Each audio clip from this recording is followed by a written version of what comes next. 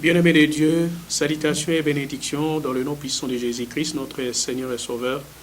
Nous sommes reconnaissants à notre Dieu pour la grandeur de sa parole que nous continuons à enseigner, parce que nous sommes convaincus que c'est cette parole qui va nous guérir, qui va nous libérer de tout asservissement. Dans ce moment de confinement, nous continuons à insister, des grands moments de prière sont exigés afin que nous puissions être délivrés de cette maladie. En tant que croyants, ce n'est pas le moment de dormir, ce n'est pas le moment de faire quoi que ce soit, d'être dans la distraction, c'est le moment d'être dans la prière. Et aujourd'hui, nous sommes à notre 5e partie de notre étude sur la prière 2 points, solitude et silence. Et aujourd'hui, nous sommes en train de voir, le Seigneur combattra pour vous, gardez les silences. Le Seigneur combattra pour vous, gardez les silences. Tout ce que nous pouvons faire, c'est de garder les silences devant toutes les épreuves qui nous arrivent, des circonstances qui nous arrivent, des maladies, des incrédulités qui asservissent les fils de Dieu. Mais on nous demande d'être silencieux. C'est ça la volonté de Dieu, que nous puissions être silencieux. Il combattra pour nous. Quand on dit qu'il combattra pour nous, c'est-à-dire là où nos forces sont limitées. Parce qu'en tant qu'humains, rappelez-vous que nous sommes des faibles. Personne, nul n'est parfait. Nous avons des défauts, nous avons des faiblesses. Mais nous allons voir qu'avec notre Dieu, nous allons surmonter toutes ces épreuves. L'adversaire veut inculquer l'incrédulité dans les vies des gens, que peut-être la situation que nous traversons ne s'effacera plus, mais nous sommes convaincus que notre Dieu nous dit de garder le silence. Ce sont des circonstances qui nous dépassent, ce sont des épreuves qui nous dépassent. Et quand nous avons notre appui, notre Dieu, quand nous avons confiance en notre Dieu, nous savons qu'il nous en délivrera. Là où nos forces sont limitées, là où notre intelligence est limitée, c'est là où intervient la force de Dieu. C'est là vraiment l'essence. Le Seigneur combattra pour vous. Laissons-lui le temps. Permettez à Dieu de nous aider à surmonter cette épreuve dans le silence. Le silence est un principe très important à retenir en tant que fils de Dieu, dans n'importe quelle circonstance. Lisons Matthieu chapitre 8, verset 23. Matthieu chapitre 8, verset 23 à 25. Matthieu chapitre 8, verset 23 à 25. Nous sommes en train de voir dans la barque. Les disciples étaient avec le Seigneur. Mais nous allons voir, il y a eu des pressions, il y a eu des tempêtes. Et ils ont été secoués, ils ont eu peur. Et nous allons voir la suite. Verset 23, je lis. Il monta dans la barque, et ses disciples le suivirent. Et voici, il s'éleva sur la mer une si grande tempête que la barque était couverte par le flot. Et lui, il dormait. Nous sommes en train de voir pendant que la tempête secouait. Mais Jésus-Christ dormait parce qu'il savait que là où il était, rien ne pouvait se faire. Mais ce n'était pas l'attitude des disciples. Parfois, nous sommes avec Dieu. Nous dormons avec Dieu. Mais devant les circonstances, parfois, nous perdons la pédale. Nous ne pensons même pas que Dieu est avec nous. Le verset 25. Les disciples s'étant approchés le réveillèrent et dirent, Seigneur, sauve-nous, nous périssons. Au moins, la meilleure chose est que devant la peur qu'ils avaient, ils sont allés au Seigneur. C'est ce que nous devons faire chaque fois. Dans notre vie de chaque jour, parfois il y a des craintes qui arrivent, il y a la peur qui arrive, il y a quelque chose, nous pouvons être effrayés sur quelque chose. Peut-être que nous pouvons voir que les épreuves nous dépassent. Est-ce que Dieu est là? Mais Dieu nous dit, gardez silence. Ils sont allés réveiller le Seigneur. Regarde, nous périssons. Ils ont oublié qu'ils étaient avec le Maître. Tant que le Maître était là, ils ne pouvaient pas périr, mais ils ont eu peur. Et en lisant ce passage, je me suis demandé quelle aurait été ma réaction dans les mêmes circonstances. Que sera ma réaction? Peut-être aujourd'hui nous condamnons les disciples. Ah, mais ils étaient avec le Seigneur. Mais comment est-ce qu'ils devaient avoir encore peur? Mais quel serait-ce que réellement, toi dans cette situation, comment tu seras toujours silencieux, tu seras calme, tu seras tranquille? Et parfois ça nous arrive en tant que croyants, devant les épreuves qui nous dépassent. Et nous commençons à nous poser de multiples questions. Nous réagissons parfois comme les disciples.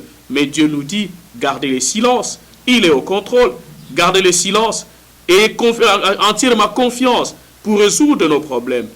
Notre Seigneur répond à Marc chapitre 4, 39. Quand nous crions, il nous répond. Marc chapitre 4, verset 39. Ici, nous sommes en train de voir, c'était une tempête physique. Mais dans la plupart des cas, ce sont des tempêtes spirituelles, des problèmes, des épreuves. En ce moment, nous sommes en train de traverser des moments de preuves difficiles. Ici, ce n'est pas pour encourager la peur des disciples. On vous a rappelé il y a quelques mois, on vous a rappelé nous devons avoir la prudence. Mais non, la peur ne pouvons pas nous effrayer. Et nous continuons toujours, nous ne pouvons pas avoir la peur de quoi que ce soit. La peur de maladie. Mais la prudence nous exige à respecter les gestes et barrières. C'est très important de continuer à le respecter. Ce n'est pas parce que Dieu est en train de travailler, ce n'est pas parce que Dieu est en train de nous préserver par rapport aux autres que nous pouvons exagérer et dire parfois, non, la maladie n'existe pas. La maladie existe, respectons le geste et barrière et faisons tout ce qu'on nous demande en ayant la confiance en notre Dieu. Ça fait partie de la prudence. Je disais Marc 4,39, s'étant réveillé, l'autorité spirituelle était là. S'étant réveillé, il menaça le vent. Parce qu'il en a l'autorité. Jésus a reçu le nom qui est au-dessus de tout nom. Il a reçu l'autorité du Père. Il a reçu l'autorité de la nature. Il peut ordonner à la nature. Et si nous croyons de la même manière que Jésus-Christ, nous serons capables de maîtriser la nature. Et il dit à la mer, silence. Jésus-Christ a dit à la mer, il a donné l'ordre à la mer d'être silencieux, parce que l'adversaire n'utilise aussi que des circonstances pour nous effrayer. Et quand c'est l'adversaire qui se cache derrière une telle situation, nous avons l'autorité d'ordonner à l'adversaire de quitter derrière le vent, derrière les tempêtes. Silence, tais-toi. Et le vent cessa, et il eut un grand calme. Rappelez-vous toujours, de plus grandes cargaisons de la vie arrivent sur des mers tranquilles. Nous devons être calmes. Quand nous sommes calmes, Dieu peut nous parler de beaucoup de choses. Il peut nous orienter. Il peut nous édifier. Il peut nous instruire. Afin que nous puissions marcher conforme à sa parole. Aujourd'hui encore, face aux diverses épreuves charnelles ou spirituelles, n'avons-nous pas la paix et paniquons-nous? Parfois nous paniquons en tant que croyants. Nous paniquons devant une situation qui persiste. Mais Dieu, tu es où? Mais nous avons la parole du Seigneur. Tais-toi. Et les tempêtes se sont calmés parce qu'il en avait l'autorité et il nous a donné la procuration de ces noms-là. Ce que Jésus-Christ a fait, nous pouvons aussi le faire à la seule condition que nous marchions comme lui.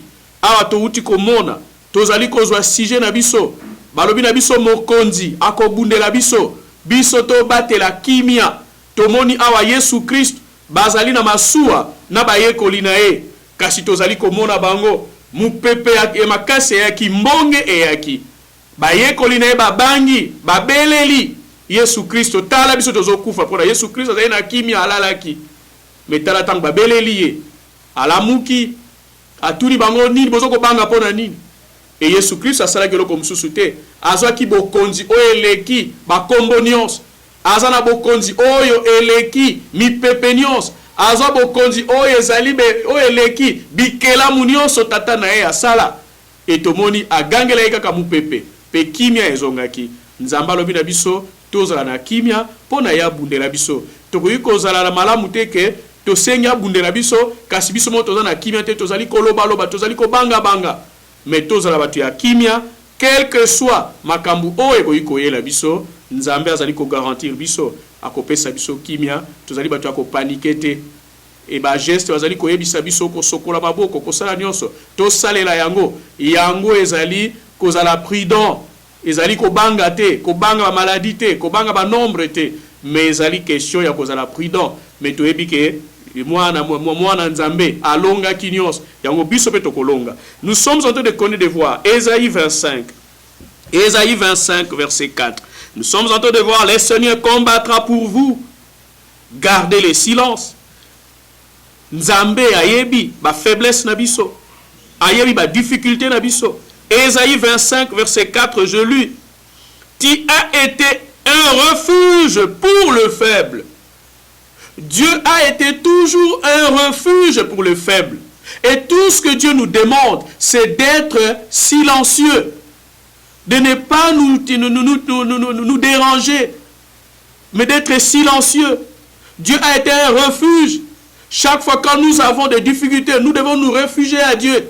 Pas l'occultisme, pas la tradition, pas la sorcellerie, pas votre intelligence. La Bible nous dit en Proverbe 3, ne t'appuie pas sur ta sagesse, appuie-toi sur la sagesse de Dieu. Chaque fois que nous nous appuyons à Dieu, nous reconnaissons nos faiblesses. Et les gens parfois pensent qu'ils peuvent tout faire sans l'appui de Dieu. Jamais. quel que soit votre niveau de croyance, votre niveau de compréhension, vous ne ferez pas quelque chose sans dépendre complètement de Dieu. Dieu veut que nous puissions dépendre complètement de lui. C'est ça qui exige notre humilité envers lui, le reconnaître. Et ici, Ésaïe nous dit quoi? Tu as été un refuge pour le faible.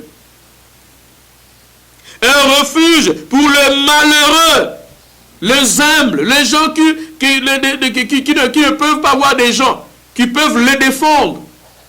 Et Dieu est celui-là qui le défend, qui défend le malheureux, qui défend le pauvre, qui défend. C'est comme ça que parfois nous avons la voix des sans-voix. Dieu, en quelque sorte, est la voix des sans-voix.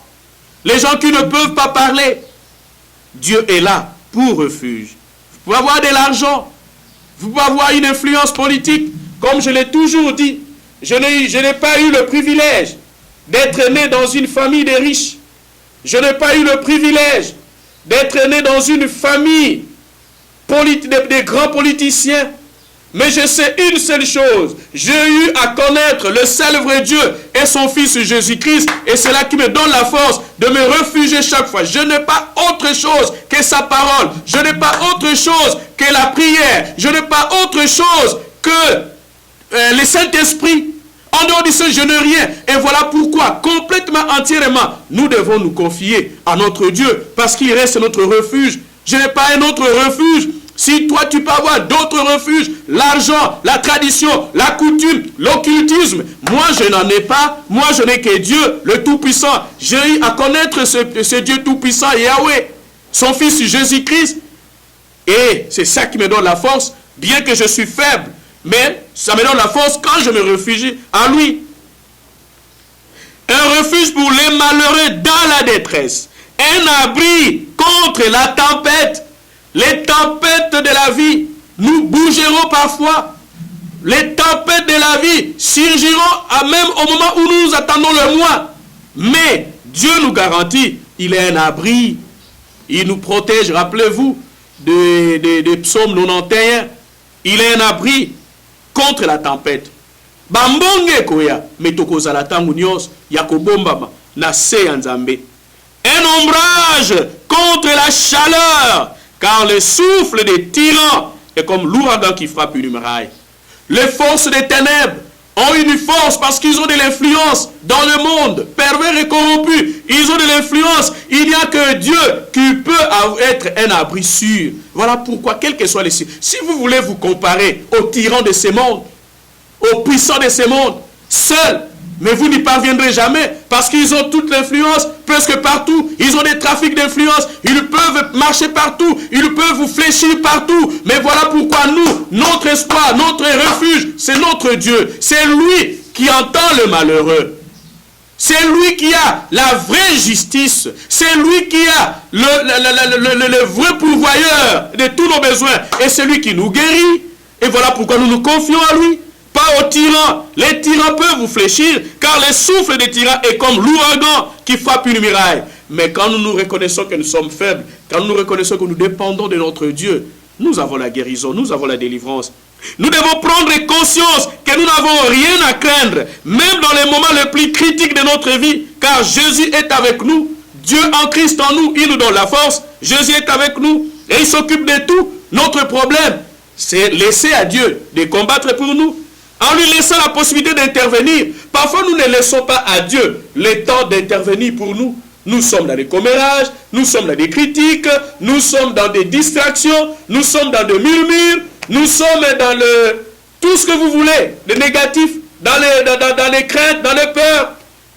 Et au point que nous lions le main de Dieu de ne pas travailler. Nous lions le main de Dieu de ne pas travailler pour nous, de ne pas combattre pour nous. Mais retenez les grands thèmes que nous sommes en train de développer. Le Seigneur combattra pour vous. Vous, qu'est-ce que vous devez faire? Gardez les silences. Gardez les silences. Gardez les silences. En laissant la possibilité d'intervenir, en gardant les silences et en restant patient dans la prière. Les gens ne sont plus patients. Nous vivons dans un monde de pressés. où les gens veulent des solutions tic au tac, les gens veulent des solutions, en une seconde, il veut avoir la solution, il veut que Dieu puisse lui parler, il a prié 1 heure, il veut que Dieu puisse lui répondre. Non, tout ce que nous pouvons faire, c'est de garder les silences et nous gardons le silence en restant dans la prière, patient dans la prière. Il peut alors nous secourir et nous délivrer avec puissance. Psaume 37, verset 7. Psaume 37, verset 7. Psaume 37. Le silence est nécessaire pour que Dieu puisse combattre pour vous. Nous avons des ennemis que nous ne pouvons pas maîtriser, contrôler. Mais le silence nous permettra de vaincre nos ennemis avec Dieu. Psaume 37, verset 7. Garde le silence devant l'Éternel et espère en lui. Garde le silence. Ne murmurez pas.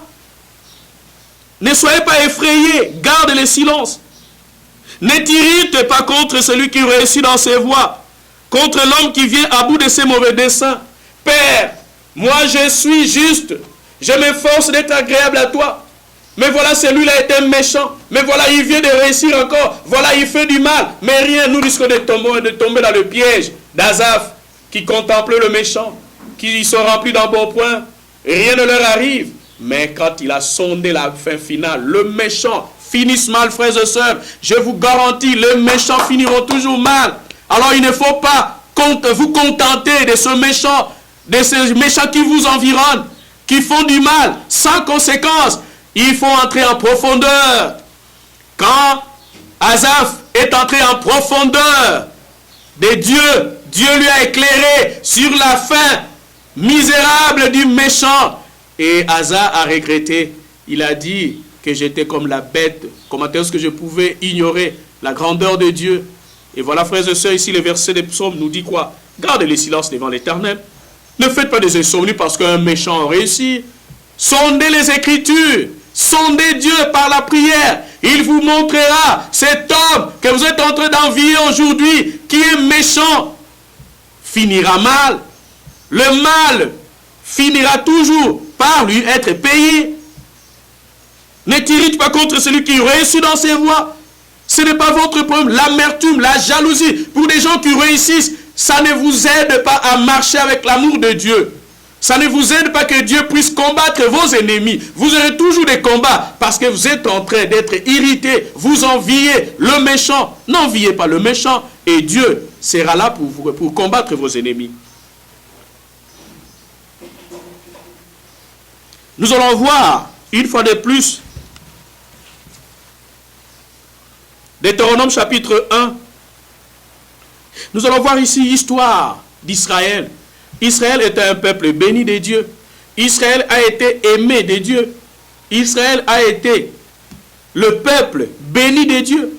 Mais souvent ce peuple montait, et puis parfois il était fidèle à Dieu. Tantôt il était désobéissant. Et c'est ça qui a fait qu'il puisse beaucoup traîner dans le désert. Et parfois nous traînons dans des problèmes, dans des tourments, parce que nous ne faisons pas confiance totale, entière à notre Dieu. Mais faisons-lui confiance, il combattra pour nous contre nos ennemis. Deutéronome chapitre 1. L'Éternel les aimait tellement que bien de fois, il les a pris dans ses bras et les a portés. Dieu a aimé le peuple d'Israël. Il les aimait, il les a pris dans ses bras et les a portés. Mais pourtant, à maintes reprises, ils ont murmuré. Et chaque fois quand nous sommes dans le murmure, rien ne marche. Nous freinons même que Dieu puisse entrer dans notre combat. Et c'est comme ça que parfois nous allons dire que bitumba nangai, ezo umala, e umeli, e komiboye, mais ezo silate, bido ezo silate pourquoi? Mais osa dans le murmure, osa dans les commérages, yom dodo que satire bitumba yo moko. Quand tu donnes la responsabilité à Dieu, pesi nzambe mikumba, tika ya sala yo koloba lobate, ko kanisa te oyoki mutasomi mu eloko na yekuna, omoni yango mabe. Olalite osali insomni tala kutu mutu ya sambela kate. Mais Yangom te salé que Israël ba oumela qui. Et Deutéronome chapitre 1 verset 21 je lis: vois, l'Éternel ton Dieu met les pays devant toi, monte, prends en possession. Tozongi sous son enseignement tozoa qui entrez en possession de votre héritage. Prends en possession, comme te l'a dit l'Éternel, le Dieu de tes pères, ne crains point et ne t'effraie point. Dieu a mis le pays de bénédiction devant nous. C'est à nous d'en prendre possession en marchant en notre faveur. Mais Dieu a déjà combattu pour nous. Dieu a déjà combattu pour nous. Chaque fois, bitumba oyo yesu abundi de ce sujet. Il il combattra pour nous. Nous devons garder le silence. Les combats, ce n'est pas pour nous. Le combat a été gagné sur le mont du Calvaire. Deutéronome chapitre 1, 29 et 30. Deutéronome 1, 29 à 30. Je vous dis, ne vous épouvantez pas et n'ayez pas peur d'eux. N'ayez pas peur de méchants. N'ayez pas peur de vos ennemis. N'ayez pas peur, ils sont beaucoup plus nombreux que les cheveux de ma tête. Mais tant que je montre mes faiblesses à Dieu, je sais que mon Dieu ne me laissera pas. Parce qu'il est le Dieu des sans-voix. Les gens qui ne peuvent pas s'exprimer. Et il est là pour intervenir pour eux. Verset 30. L'Éternel votre Dieu qui marche devant vous. Retenez que Dieu en Christ en vous, ce n'est pas une phrase, ce n'est pas une théorie, mais c'est une réalité. Chaque fois, vous devez vous mettre en tête que quand je marche, Dieu est devant moi. Il est devant moi. C'est-à-dire, il me préserve du mal, il me préserve du danger. Quand il y a des combats qui peuvent surgir, il est au premier front, il est au premier plan. Et parfois, moi, je ne sens rien. Et si Dieu parfois nous montrait tous les combats qu'il livre pour nous, je ne pense pas, peut-être que nous serons désobéissants à ce Dieu-là. Mais parfois nous ne sommes même pas au courant de ce que Dieu, combien de situations que Dieu décante, jour après jour. Et ici nous dit, l'Éternel votre Dieu qui marche devant vous, combattra lui-même pour vous. Combattra lui-même pour vous. C'est lui qui combat. Les combats, ce n'est pas toi. Toi, tu risques de craquer quand tu veux mettre tous les problèmes dans votre tête, tous vos ennemis. D'ailleurs, il y a des ennemis que vous ne connaissez même pas. Il y a des gens qui mangent avec vous, qui sont vos ennemis. Mais Dieu connaît. Et Dieu, comme il est devant toi. Et c'est comme ça qu'il les écarte. Il les écarte. Au moment voulu, vous allez voir. Ah, mais même celui-ci aussi avait ma confiance. Mais voilà ce qu'il a aimé. Mais parce que Dieu t'a préservé. Dieu t'a préservé du mal. Dieu t'a préservé du mal parce qu'il était devant. Laissez Dieu devant votre vie. Laissez Dieu devant vos problèmes. Laissez Dieu devant vos ennemis. Je vais sortir, mon Seigneur. Je ne sais pas qu'est-ce que je vais rencontrer en cours de route. Mais comme toi, tu es devant moi, je sais que tu me préserveras du mal. Et ça marchera. Voilà ce que la Bible nous dit en Deutéronome 29, verset 30. Deutéronome 1, 29, 30, verset 30. L'Éternel, votre Dieu qui marche devant vous, combattra lui-même pour vous, selon tout ce qu'il a fait pour vous sous vos yeux en Égypte. Frères et sœurs, rappelez-vous toujours, depuis que vous avez accepté le Seigneur Jésus-Christ dans votre vie, il y a des dégâts, peut-être depuis votre tendre enfance, avant même que vous puissiez connaître Dieu. Mais Dieu vous préserve du mal, Dieu vous a protégé. Et ce sont des événements que vous devez repasser dans votre tête quand vous avez des problèmes. Que non, ce Dieu-là m'a aidé pour telle situation. Je sais qu'il me délivrera aussi dans telle situation. Et ici, selon tout ce qu'il a fait. Dieu a commencé à faire. Il nous garantit en Ésaïe qu'il a fait depuis notre enfance, notre origine. Il sera le même jusqu'à notre vieillesse. Il continuera à le faire. Il n'est pas quelqu'un qui fuit ses responsabilités. Deutéronome chapitre 3, verset 21. Deutéronome chapitre 3, verset 21 à 22. Nous sommes en train de voir, le Seigneur combattra pour vous. Gardez le silence. Soyez silencieux. Ayez l'attitude positive. 21. En ces temps-là, j'ai donné des ordres à Josué. Et j'ai dit, tes yeux ont vu tout ce que l'Éternel votre Dieu a fait à ces deux rois. Ainsi fera l'Éternel à tous les royaumes contre lesquels tu vas marcher. Dieu a garanti à Josué qu'il était là. Qu'il était là. Et il a rappelé à Josué combien de bienfaits il a fait. Verset 22. Ne les craignez point, car l'Éternel votre Dieu combattra comment? Lui-même pour vous. Lui-même. Les combats, ce n'est pas pour nous. Nous allons nous embrouiller. Nous allons nous embrouiller pour des combats. Nous n'avons pas la maîtrise de la situation. Et c'est comme ça que Dieu est celui qui connaît mieux. Il est le Père qui connaît mieux. Il connaît que les combats. Mais les gens qui vous haïssent, les gens qui vous combattent, parfois sont beaucoup plus forts par rapport à vous. Ils ont une influence dans le monde politique. Ils ont une influence dans le monde militaire. Ils ont une influence dans le monde juridique. Ils ont une influence dans le monde social. Ce sont des grands donateurs. Et allez à leur rencontre. Je pense que vous allez vous attirer des problèmes. Ils sont loin dans le monde du spiritisme, de la sorcellerie, de la tradition. Ils sont puissants. Mais une seule chose, nous savons que notre Dieu est tout puissant. C'est-à-dire devant toutes ces puissances-là, nous savons que notre Dieu est supérieur. Et quand il est devant nous, nous n'avons peur de rien. Ici, Dieu rassurait Josué, ne le craignez point, car l'Éternel, votre Dieu, combattra le même pour vous. Quand Dieu dit que ne le craignez point, c'est-à-dire selon les 5 sens, vous pouvez craindre quelqu'un pour sa taille. Si David avait tenu compte de la taille de Goliath, il n'allait pas s'engager au combat. Mais parce que David était convaincu qu'il y avait un Dieu qui allait combattre pour lui, et il y avait un Dieu qui allait lui donner les stratégies. C'est Dieu qui donne les stratégies. Et voilà pourquoi nous devons compter sur ce Dieu-là. Deutéronome chapitre 20. Deutéronome chapitre 20, versets 3 à 4. Deutéronome 20, 3 à 4. Il leur dira, écoute Israël, vous allez aujourd'hui livrer bataille à vos ennemis. C'était les ennemis d'Israël. Et Dieu savait, la vie de tous les jours était un combat, frères et sœurs. Il y a des gens parfois qui disent que non, voilà, quand je ne priais pas, j'étais encore mieux. Mais maintenant, depuis que j'ai commencé à prier, les combats se sont multipliés. Si les diables savaient que vous ne faites rien de spécial, ils n'allaient pas vous combattre. Mais quand on vous combat, c'est parce qu'il sait que vous allez renverser des choses, vous allez délivrer les gens. C'est comme ça que les combats surgissent dans votre vie, d'abord, et même dans votre travail. Dieu dit ici, écoute Israël, vous allez aujourd'hui livrer bataille à vos ennemis. Que votre cœur ne se trouble point. Dieu sait que quand vous êtes en bataille avec vos ennemis, quand vous avez déjà peur de vos ennemis, vous n'allez pas gagner. Quand vous considérez seulement l'apparence de vos ennemis, vous n'allez pas gagner. Vous perdez déjà, même si Dieu est de votre côté. Et voilà pourquoi il faut chaque fois, ça nous arrive d'être effrayés, d'avoir peur parfois pour les circonstances, mais il faut chasser, ce sont des démons. Parce que le diable sait que la peur lit, que votre cœur ne se trouble point. Soyez sans crainte, ne vous effrayez pas, ne vous épouvantez pas devant eux. C'est-à-dire, ne considérez pas, on veut nous dire tout simplement, il ne faut jamais considérer les 5 sens, ce que vous indique l'intelligence de la personne, ses titres académiques, son niveau social, son rang social, et tout ce que vous voulez. Là, vous serez paniqué.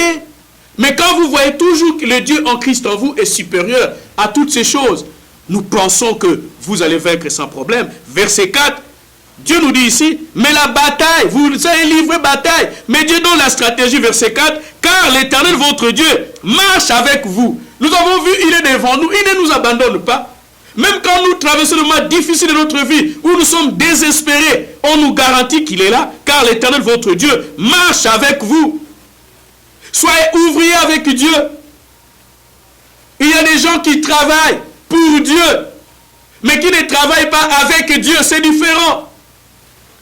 Alors chaque fois, il faut vous poser des questions, homme de Dieu, serviteur de Dieu, croyant, chrétien, tout ce que vous voulez. Est-ce que vous marchez pour Dieu? Ou bien vous marchez avec Dieu? Vous travaillez avec Dieu, ou bien vous travaillez pour Dieu? Il y a beaucoup de gens qui travaillent pour Dieu, mais il y a peu de gens qui travaillent avec Dieu. Quand vous travaillez avec Dieu, Dieu vous garantit des grandes choses. Dieu vous garantit des grandes choses. Ici, on nous dit quoi? Car l'Éternel, votre Dieu, marche avec vous. C'est-à-dire, pendant que nous sommes devant nos ennemis, qui crient victoire déjà sur nous, ils oublient qu'il y a un Dieu qui travaille avec nous, pour combattre nos ennemis, pour vous sauver, c'est-à-dire pour vous délivrer. Notre vie de chaque jour en tant que croyant est une vie de combat. Vous ne pouvez pas dire que non, pendant que je ne priais même pas, je te bien. Mais parce que tu étais dans le camp de l'ennemi. Et maintenant, comme vous avez changé de camp, l'adversaire est là pour vous déranger. Vous devez livrer des combats. Vous devez livrer des combats. Batuming balobaka mingi. Tangu nazalaki na kutu ko sambela lisusu te. Nazalaki malamu. Mais banana komi ko sambela bitumba gute leki. Vi ya mwana nzambe nyonso ezali ya bitumba. Amwe kozala na molili. Yango wana esengeli na biso toyeba ke nzambe azokoyebisa biso, azokogarantir biso oyo nyonso tokosala azali pembeni na biso. Liboso ayebisaki biso azali liboso na biso. Mabe nyonso koyela biso ye mtazo nyatango liboso. Alobi na biso siko azali kotambola na biso elongo. Tango tozali kotambola na nzambe elongo. Mabe moko koyela biso ezali te. Batu mingi bazali kosalela nzambe. Kasi muke bazali kosala na nzambe. Frères et sœurs, eza différent kosala la nzambe na kosala na nzambe. Mingi tozo ko loba boye tozali bana ya nzambe basali ya nzambe. Mais nzambe azali na musika na biso. Mais il faut tolinga ke nzambe asala na biso. Tango azali kosala na biso, na bongo ne tokolonga bayini na biso. Josué chapitre 23.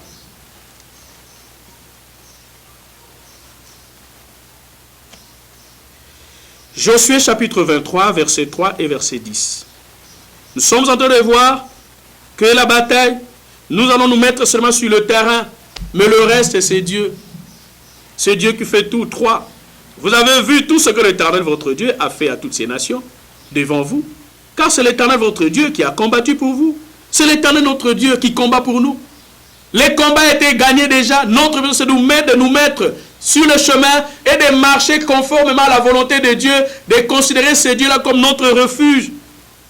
Verset 10. Un seul d'entre vous en poursuivez combien? 1000. Un seul d'entre vous. Cette force ne vient pas de vous. Est-ce que vous êtes là, vous pouvez combattre même si vous êtes, je ne sais pas si un Superman. Mais vous n'allez pas battre beaucoup de gens sans la force de Dieu. Mais notre Dieu nous garantit, un seul d'entre vous en poursuivez 1000. 1000. Les mettant de route. Parce que Dieu infuse en nous sa puissance, le Saint-Esprit. Et voilà pourquoi il y a des réunions, il y a des complots, il y a des cabales qui peuvent être montés de toutes pièces. Et je ne peux pas contrôler. Peut-être moi je peux connaître seulement 3, 4, 10 ennemis. Mais Dieu connaît que j'ai plus de milliers d'ennemis. Des milliers d'ennemis. Dans des familles entières. Des milliers d'ennemis. Presque partout. Mais je ne peux pas les contrôler. Mais comment est-ce qu'ils ne peuvent pas m'attaquer? Parce que Dieu est avec moi. C'est ça ce que signifie un seul. Ça dit vous êtes seul, mais vous avez des milliers d'ennemis. Mais Dieu vous protège. Dieu vous garde. Et ils peuvent arrêter que non, aujourd'hui ne va pas sortir. Mais vous sortez. Parce que Dieu vous a donné la force. Car l'Éternel, votre Dieu, combattez pour vous comme il vous l'a dit. Dieu nous rassure aujourd'hui. Gardez le silence. L'Éternel combattra pour nous. Un seul. Vous êtes seul. Vous avez des milliers d'ennemis que vous ne maîtrisez pas. Mais Dieu connaît parce qu'il marche avec vous et il combattra pour vous. Juge chapitre 5. Juge chapitre 5, versets 18 à 20. Ici, nous sommes en train de voir quand Dieu veut combattre vos ennemis, il peut utiliser tous les moyens nécessaires. Il n'est pas obligé. Il est le maître de la nature. Il n'est pas obligé d'envoyer toujours un ange, d'envoyer toujours l'armée céleste. Il peut utiliser même la nature parce qu'il est le maître de la nature. Ici, nous allons voir, pour sauver Jaël, de main de Sisera, Dieu a mis même les cieux pour combattre Sisera. Dieu est capable de faire tomber la lune sur tes ennemis, les étoiles, parce qu'il est le maître de la nature. L'arbre tombe sur tes ennemis. Sous l'arbre, ils sont en train de tenir des réunions. Dieu est capable d'utiliser cet arbre-là seulement pour les détruire, parce qu'il est le maître de la nature. Il n'a pas de conseiller. Il n'a pas de stratégie fixe. Juge 5, 18 à 20. Zaboulon est un peuple qui affronta la mort, et Nephtali de même sur hauteur des champs. Les rois vinrent, ils combattirent. Alors, combattirent le roi de Canaan, à Tanak, aux eaux de Megiddo. Ils ne remportèrent nul butin, nul argent. Les gens peuvent vous combattre. Ici, ils sont en train de dire, ils sont venus combattre, mais ils n'ont eu nul butin. Ils n'auront rien. Ils n'auront rien, ils peuvent venir. Non, voilà, on va faire ceci. Mais après, ils n'ont rien reçu. Comme butin, rien. Dieu ne leur a pas permis de faire quoi que ce soit. Verset 20. Des cieux ont combattu de leur sentier. Les étoiles combattirent contre Sisera. Je vous ai dit que Dieu est capable d'utiliser même la nature. Là où ils tiennent leurs complots diaboliques. Dieu est capable de les confondre seulement là-bas. Ici, Dieu a utilisé les cieux pour combattre. Ici, c'est l'histoire de Jaël, Sisera. Et nous ne pouvons rien craindre. Frères et sœurs, l'apôtre Paul nous garantit en Romains, qui nous séparera de l'amour de Christ? N'ayons peur de rien. Les circonstances seront toujours difficiles, mais Dieu est là pour nous combattre. Qui nous séparera de l'amour de Christ? Et c'est la tribulation? Non. Selon qu'il est écrit, c'est à cause de toi qu'on nous met à mort tous les jours. La meilleure traduction C'est à cause de toi que nous défions la mort. À cause de notre engagement à Dieu, nous défions la mort jour après jour. La vie de chaque jour est un combat pour nous, est un défi pour nous. La vie de chaque jour est un défi. C'est à cause de notre engagement que nous défions la mort. Les gens veulent que nous mourions aujourd'hui. Mais, le verset 37 de Romains 8, 37, mais dans toutes ces choses, nous sommes plus que vainqueurs par celui qui nous a aimés, parce que les combats étaient gagnés sur le mont de Golgotha. Tout ce que nous pouvons faire, c'est d'être alignés à la volonté de Dieu, d'être obéissants et fidèles, et de trouver Dieu comme notre seul refuge. 2 Chroniques chapitre 20. 2 Chroniques chapitre 20. Verset 17. Verset 28 à 29. 2 Chroniques 20, 17, 28 à 29. Vous n'aurez point à combattre à cette affaire. C'est-à-dire, Dieu nous décharge déjà. Il y a des choses qui nous arrivent. Dieu ne veut pas. Dieu sait que nous sommes faibles. Il y a des ennemis que nous ne pouvons pas contrôler. Peut-être par leur influence, par leurs moyens. Ils ont été dans la sorcellerie il y a des siècles. Ils ont été initiés, ils ont hérité de la culture, de la tradition, de leur arrière-grands-parents. Il y a des siècles qu'ils sont dans la sorcellerie et ils détiennent les systèmes du 16e, 17e, 18e siècle. Et vous n'êtes pas beaucoup plus fort que lui. Mais avec Dieu, nous sommes plus forts. Et voilà pourquoi Dieu nous dit, ne combattez rien. Verset 17. Vous n'aurez point à combattre à cette affaire. Présentez-vous. Donc soyez seulement sur le terrain. Soyez au bon moment, au bon endroit, selon la volonté de Dieu. Présentez-vous. Il nous arrive parfois que nous sommes là où Dieu ne veut pas que nous soyons. Et c'est comme ça que parfois nous rencontrons des difficultés, nous rencontrons des problèmes, nous rencontrons des combats, et nous commençons à dire que non, voilà, Dieu, tu nous as abandonnés. Non, il ne vous a pas abandonné. Tu n'es pas là où Dieu voulait que tu sois là. Là où Dieu voulait que tu sois. Tu es en dehors de la volonté de Dieu. Mais en dehors de la volonté de Dieu, il y a des combats qui vont vous suivre, qui n'ont rien à voir avec les épreuves. Parfois, nous confondons parfois les conséquences de nos péchés et les épreuves. Vous n'aurez point à combattre en cette affaire, verset 17, des 2 Chroniques 20. Présentez-vous, tenez-vous là, soyez au bon moment, au bon endroit. Soyez là où Dieu veut que vous soyez. Et vous verrez la délivrance que l'Éternel vous accordera. Juda et Jérusalem, ne craignez point. Dieu insiste ici sur le silence. Et ne vous effrayez point. Demain, sortez à leur rencontre et l'Éternel sera avec vous. L'Éternel sera avec vous. Mais ici, ils sont en train de suivre les directives de Dieu. Est-ce que vous êtes là où Dieu veut que vous soyez? C'est là parfois le problème. Parfois, nous sommes dans des commérages, nous sommes dans beaucoup de choses, et nous sommes en train de parler contre les gens, et nous pensons que nous sommes dans la volonté de Dieu. Et quand les circonstances sont difficiles pour nous, ah non, voilà, Dieu, tu nous as abandonnés. J'ai toujours dit, et je ne cesserai de le dire, il faut toujours être dans la volonté de Dieu, être au bon moment, au bon endroit. Des grandes intelligences parleront toujours de la parole de Dieu, des choses de Dieu. Les moyennes intelligences parleront toujours des circonstances. Covid-19, ceci, la politique, les sports, tout ça, les circonstances. Et les petites intelligences parlent des gens. Vous êtes là à parler des gens. Vous êtes là à critiquer les gens. Vous êtes là toujours derrière les noms de personnes. Je crois que ça ne vous aide pas à aller loin. Présentez-vous, soyez là où Dieu veut que vous soyez. Restez même quand vous êtes chez vous, restez dans la volonté de Dieu. Est-ce que ce que je suis en train de faire, est-ce que c'est la volonté de Dieu? Quand vous êtes dans la volonté de Dieu, mais Dieu combattra pour vous. Et vous, tout ce que vous pouvez, garder le silence. Vous pouvez dire que non, en tout cas, je sais que ça, malgré tout ce qu'on est en train de dire, mais je ne reconnais rien. Et quand je ne reconnais rien, je suis silencieux. Parce que je sais que mon Dieu combattra. Quel que soit le temps que ça peut prendre, parce qu'il est souverain, mais je sais qu'il me lavera. Verset 28 de 2 Chroniques 20.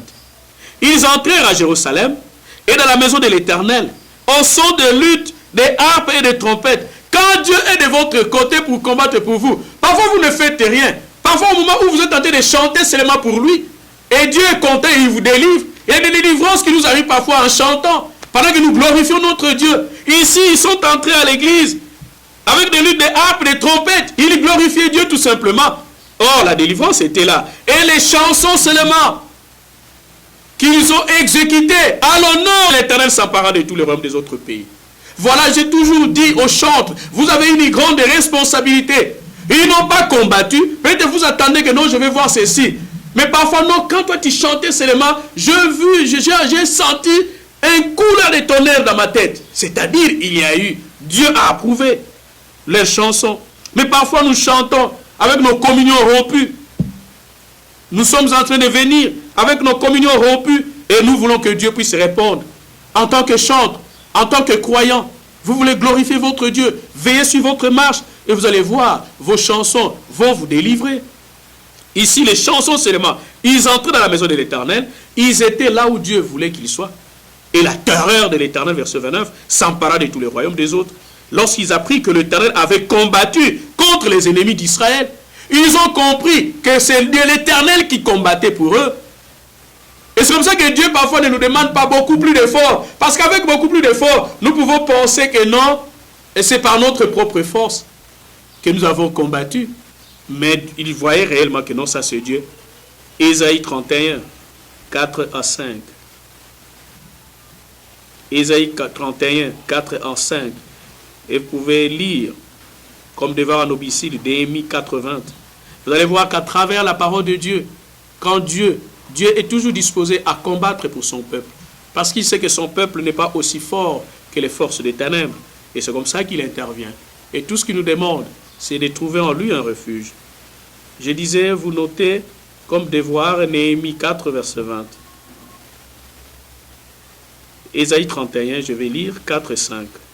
Car ainsi m'a parlé l'Éternel, comme les lionceaux rugit sur sa proie, et malgré tous les bergers rassemblés contre lui, ne se laissent ni effrayer par leur voix. C'est ce que nous devons faire. Nous sommes entourés des lions. Nous sommes entourés de tout ce que vous voulez, des animaux, des bêtes féroces qui veulent nous causer du tort. Mais nous devons avoir la tranquillité des lionceaux qui n'est pas effrayé de bergers qui l'entourent. Les dangers, ne voyons pas les dangers. Considérons les silences et Dieu combattra pour nous. Ici, comme les lions, c'est-à-dire c'est une comparaison.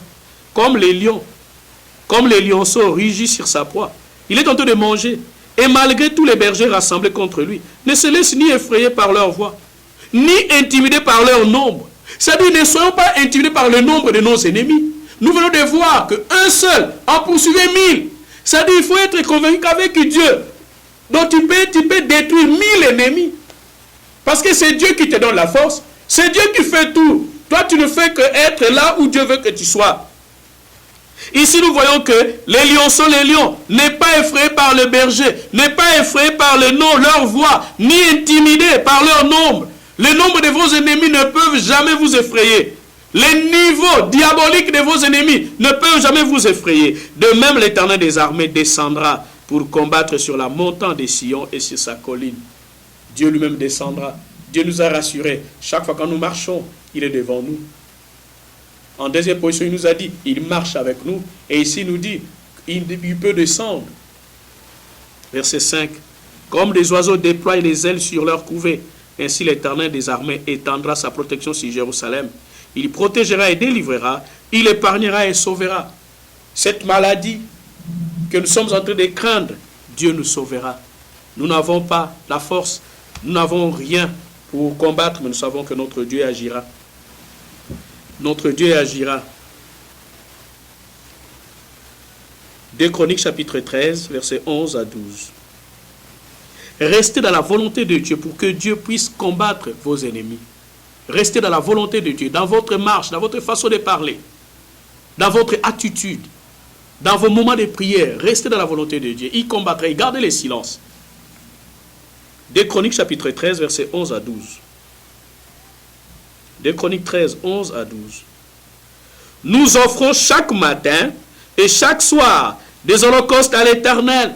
C'est-à-dire, quand tu es dans la volonté de Dieu, tu sais que je ne suis pas parfait, mais je fais un effort d'être agréable à mon Dieu.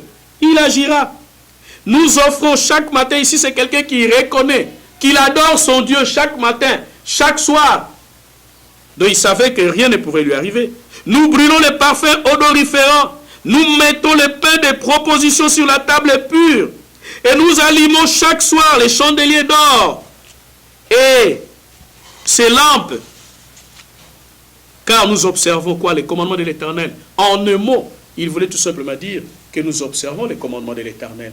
Nous sommes dans la volonté de Dieu. Pour que Dieu puisse combattre pour vous, il faut être dans sa volonté. Mais parfois, il y a des croyants. 2 jours, 3 jours, il n'a pas prié. Il est là seulement quand vous le voyez seulement, c'est-à-dire il a des problèmes. Mais ici, nous voyons, quels que soient les problèmes, mais il continue toujours à être dans la volonté de Dieu. Il était dans les normes. C'est-à-dire quand on allait pour l'adoration, il est là. Quand on a pour la prière, il est là. Quand on va pour les actions de grâce, il est là. Quand pour payer la dîme, il est là. Quand il faut secourir le malheureux, il est là. Tout ça, c'est ça qui fait partie de la vie d'un croyant. Et vous allez voir, l'Éternel combattra pour vous, contre vos ennemis. Verset 12. Voici Dieu et ses sacrificateurs sont avec nous, à notre tête, et nous avons des trompettes retentissantes pour les faire résonner contre vous. Enfants d'Israël, ne faites pas la guerre à l'Éternel, les dieux de vos pères, car vous n'aurez aucun succès. Ici, vous devez reconnaître, est-ce que vous êtes connecté avec Dieu à travers son Fils Jésus-Christ, à travers ses serviteurs. Ici, ils disent quoi? Les sacrificateurs sont avec nous à notre tête. C'est-à-dire, ils suivaient les directives des hommes de Dieu. Je vous ai dit la fois passée, comment est-ce que tu peux réaliser des grands succès? Tu peux combattre tes ennemis quand tu es déconnecté avec ton pasteur, avec ton église locale. C'est important. Mais ici, ils étaient garantis parce qu'ils avaient des sacrificateurs à leur tête. Et nous avons des trompettes, c'est-à-dire, ils glorifiaient Dieu, ils adoraient Dieu.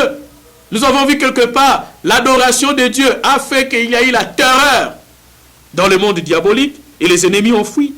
Et c'est tout ce que nous pouvons voir dans la parole de Dieu. Et nous terminons. Et ici, verset 12, je termine. Contre vous, enfants d'Israël, ne faites pas la guerre à l'Éternel. Dites à vos ennemis, si vous les connaissez, et si vous ne les connaissez pas, on ne fait pas la guerre à l'Éternel. On ne fait pas la guerre à la vérité, à la justice, parce que ça finira par triompher. Et il y a beaucoup de gens, beaucoup de monde qui ont voulu combattre Dieu à travers ses serviteurs, à travers ses enfants. Et ils en ont fini mal, ils en ont payé le prix. Et ici, on doit donner conseil, enfants d'Israël, les désobéissants, ne faites pas la guerre à l'Éternel, ne persistez pas aux choses mauvaises, car l'Éternel, le Dieu de vos pères, car vous n'auriez aucun succès. Personne ne peut combattre un serviteur de Dieu, le vrai. Personne ne peut combattre un vrai fils de Dieu et rester comme ça. Il finira par récolter les conséquences. Et nous terminons en Exode 14. Exode 14, verset 14 et le verset 25. Un verset que nous avons lu dans les sujets précédents, que nous allons lire encore. Exode 14, verset 14 et verset 25. L'Éternel combattra pour vous, verset 14, et vous, gardez le silence.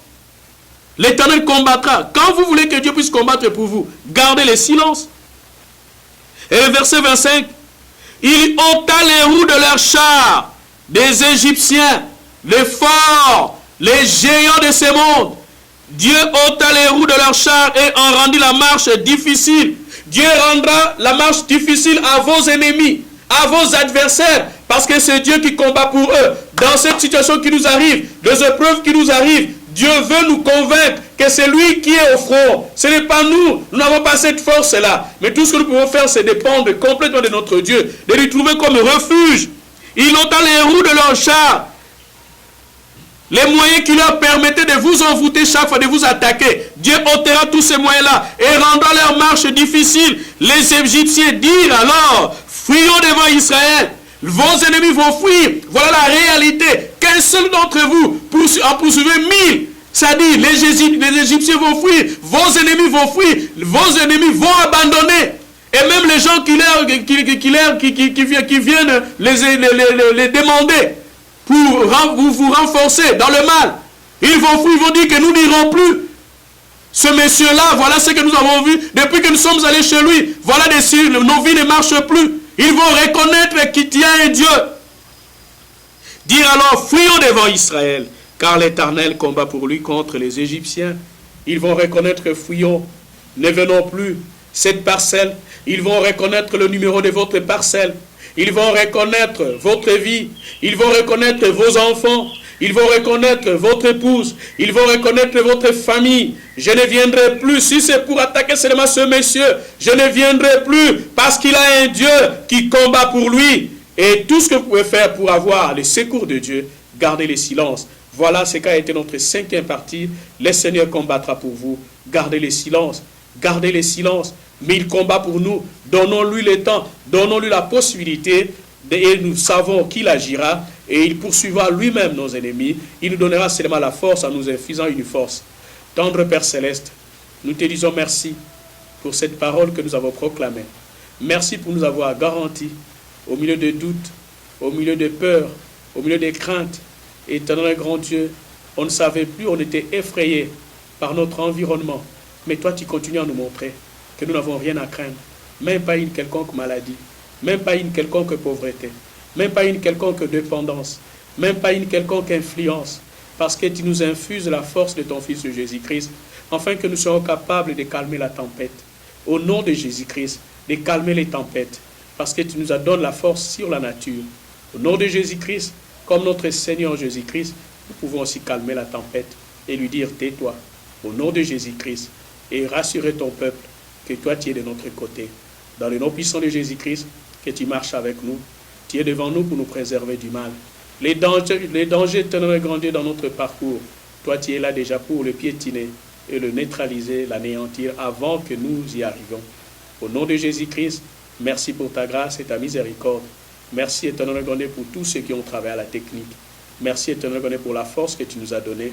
Enfin éternel Gandé de commencer, de terminer cet enseignement. Nous savons que cet enseignement va délivrer ton peuple qui l'écoutera à travers le monde. Dans le nom puissant de Jésus-Christ, pour voir aux besoins financiers, afin que nous soyons toujours capables jusqu'à la fin de donner à ton peuple, éternel et grand Dieu, l'enseignement approprié en ce moment de confinement, dans le nom puissant de Jésus-Christ. Soutiens, éternel et grand Dieu, nous au milieu de toutes nos épreuves. Bénis nos croyants, éternel et grand Dieu, que nous ne pourrons pas voir physiquement, mais nous savons que toi tu prends soin d'eux, tu combats pour eux, éternel et grand Dieu, contre leurs ennemis. Et Dieu aide-les à garder les silences, à ne pas être dans les distractions. Au nom de Jésus-Christ, merci éternel grand Dieu, pour que toi tu puisses continuer à travailler, afin que le nombre de confirmés soit arrêté au nom de Jésus-Christ, le nombre de décès soit arrêté au nom de Jésus-Christ, et le nombre éternel grand Dieu des guéris puisse augmenter. Tu en as la capacité. Au nom de Jésus-Christ, trouve la solution éternel grand Dieu à ces problèmes. Bénis éternel grand Dieu tous ceux qui font des recherches. Au nom de Jésus-Christ, nous ne comptons pas sur eux. Nous comptons sur toi, mais toi tu n'as de main que leurs mains. Manifeste-toi, afin que la grandeur de ta puissance se manifeste et que le monde sache réellement que nous avons un Dieu tout-puissant qui peut nous délivrer à sa manière. Merci une fois de plus pour les autorités du pays, que tu donnes la sagesse et l'intelligence dans leur résolution de ces Covid-19 au nom de Jésus-Christ. Merci une fois de plus pour les restes de besoins de nos croyants, de tout chrétien qui a écouté cette parole, soit comblé et qu'il sache réellement que c'est ta parole qui les délivre et qui les guérit, qui les sauve. Au nom de Jésus-Christ, notre Seigneur et Sauveur. Amen.